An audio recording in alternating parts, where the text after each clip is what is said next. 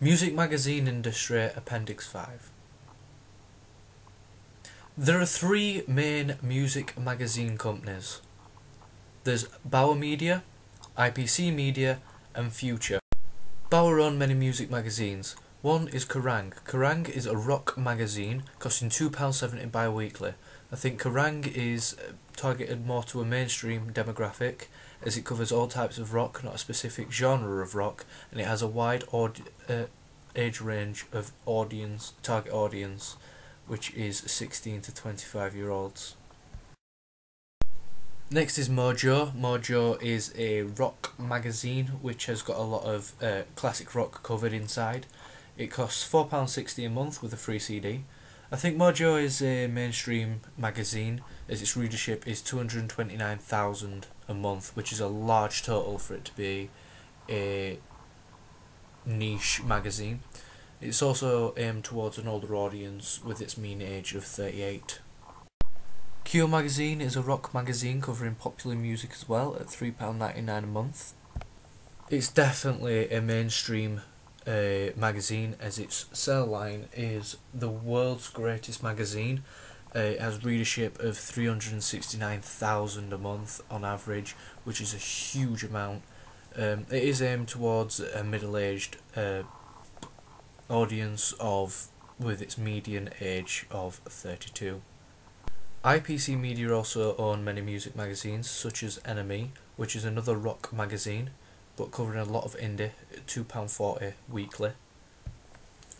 Again, NME is a mainstream magazine as it has a huge readership of 289,000 people. It brags about its audience having a strong relationship with it, and it can completely trust the brand. With it being even called a brand, you can tell that it is a mainstream magazine as it is part of a brand. It's not niche. Uncut is a rock magazine named as NME's cooler older brother at £4.80 a month with a free CD. Again, I would say Uncut is another mainstream magazine. It's less well known than the rest, but it's got a circulation of 63,003, which is a large figure to have. So for this reason I believe it is a mainstream audience. It is also referred to as a brand again, which means that it has other things to support it, unlike a niche magazine which would just be the magazine. It wouldn't be referred to as a brand as such, as it would not have a conglomerate corporation owning it like Bauer, IPC or Future. Future Publishing has 7 music magazines under its name, so to save time I'm going to do them all in one shot. Classic Rock Magazine, a Classic Rock Magazine, £5.50. Future Music Magazine, a Future Music Magazine, £6.25. Guitarist Magazine, a Guitar Magazine, £5.50. Guitar Techniques, a Guitar Magazine, £5.50. Metal Hammer, a Heavy Metal Magazine, £4.75. Rhythm and Drums Magazine, £4.99. And Total Guitar, a Guitar Magazine, £5.50. I think overall each magazine that Future do is for a niche audience, as classic rock is not a broad genre of rock like Kerrang! Is. Same with Metal Hammer, and Future Music is just about future music, which isn't a big genre that people go out and buy and listen to. And then you've got your Guitarist, Guitar Techniques, Total Guitar and Rhythm, which are for specific instruments and how you do them, so not only the people that play them instruments will pick them up, not any other randomer who just thinks, oh, I like guitars, I'll pick this up. It's for people who are trying to learn and better themselves at it. Kerrang! Has a target audience mainly male with its mean age of 25. The circulation is 40,203, which translates to a readership of 387,000.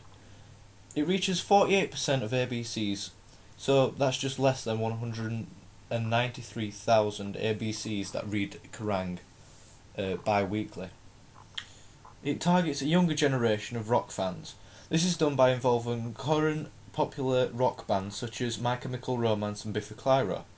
It also has a rather cluttered approach to design with little writing in the articles, with mainly pictures. This appeals to the younger demographic as they stereotypically don't enjoy or read that much. This is unlike the older generation who enjoy reading or read for a hobby. On the media pack for Kerrang, it boasts that the fans feel like it speaks their language. This is something stereotypical to the younger generation who try to rebel to their parents and have almost a different language by using neologisms. It relies heavily on synergy. Kerrang is the original platform of having a magazine, it's online, it has radio, it's got its own TV channel, it's got Kerrang Awards, and it's got Kerrang podcasts. It needs synergy because without it, it can't get its brand well known. Once it's well known, it brings in more advertisers. People advertise it in the magazine and on the other platforms, which gets them more money and more profit. Q has a target audience of mainly older, middle-aged men. Even though it has the youngest and more affluent readership than any other magazine. It is the world's biggest music magazine and 2012's Music Magazine of the Year, with a circulation of 64,596, which creates a readership of 369,000. It gets 73% ABC ones as as readers, so just under 276,750 ABC ones. It is aimed at an older generation. This is apparent through the simple, crisp layout of each page and using expletives in the article. It is mainly a rock magazine but also covers pop culture with an article about Rihanna in one edition.